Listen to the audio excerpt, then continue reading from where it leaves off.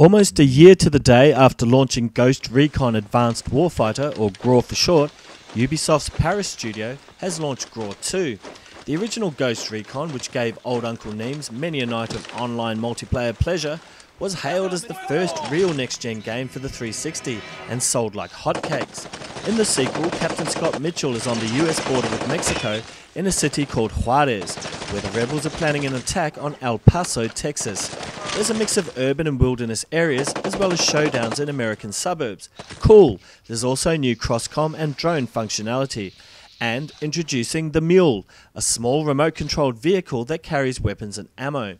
This can be used as mobile cover, and its onboard camera can scout out enemies. The surveillance drone is back with an improved full-screen view.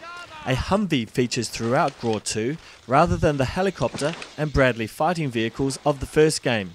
Another new feature is the ability to use high-powered weapons to shoot through soft cover, punking out any enemies behind it. Ghost Recon Advanced Warfighter 2 looks better than the first. It has great new explosions and atmospherics, including a virtual sun which moves across the sky, causing shadows to lengthen throughout the day. Graw 2 is launching in Australia this week, peoples. 8.5 out of 10.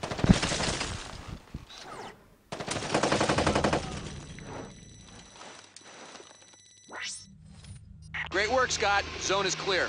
A mule is coming to your position. Hold until it arrives.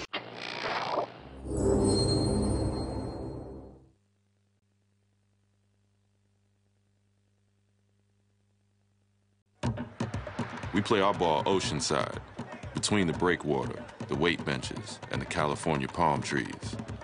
The sea breeze is more of a jump shooter's challenge than the big guys in the paint, and most fast breaks end in film-worthy acrobatics here in the land of movie stars. Home to West Coast street ball's cream of the crop. Yeah, we're Venice Beach, and we ball the best out here in the West.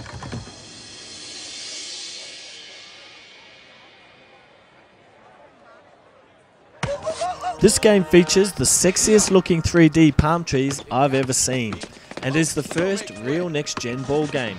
Set in various home courts around the US, you play 3-on-3, utilising many of the stars of the NBA. These guys are on some serious guarana as they hustle down court and proceed to fly through the air, performing some mind-blowing moves. It's a pretty simple game in ways. It's also the first real 1080p game for the Xbox 360, running at 60 frames per second. This helps explain the oversized actions and fluidity of the gameplay. It moves so well and so blazingly quickly that at times you're almost fooled into believing you're playing a real game of basketball. Then you realise you're on the couch with a bag of bad cholesterol chips and half a dozen Heinekens. Oh well. There are no annoying announcers. Instead, what you hear are the sounds of clever trash talk, board bangs, the surf in the background, and the squelching of Nikes on asphalt. The lighting from the sun shines hyper-realistic, and the depth of view into the backgrounds on each level is over the top. The guys also sweat and glisten with the best of them. There's some nice hip-hop, soul and turntablism, and Herbie Hancock's rocket plays when you're on a roll. They're not quite as formal or as shiny as NBA 07, like a game of real half-court, it's just shirts and no-shirts mayhem. Neemz Nextgen gives this a surprisingly high 9 out of 10.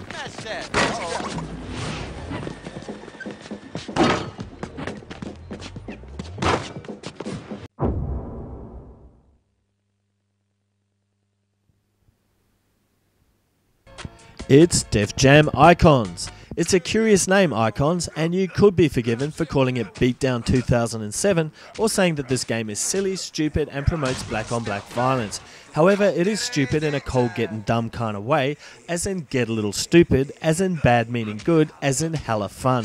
You're meant to mash someone to the beat, use your joysticks to mimic turntablism, and generally enjoy yourself, and why not? Isn't that what a game's meant to be? Fun? And who wouldn't want to be Big Boy from Outkast beaten down while you want is T.I.? It harkens back to the fun of games like Knucklebones, Hopscotch and throwing tennis balls at classmates at full pelt before school. Hours of virtual mindless violence, but a lot more fun to me than Fight Night due to the great level design and exploding interactive buildings and objects. It rocks, unfortunately for my ethics, 8 out of 10.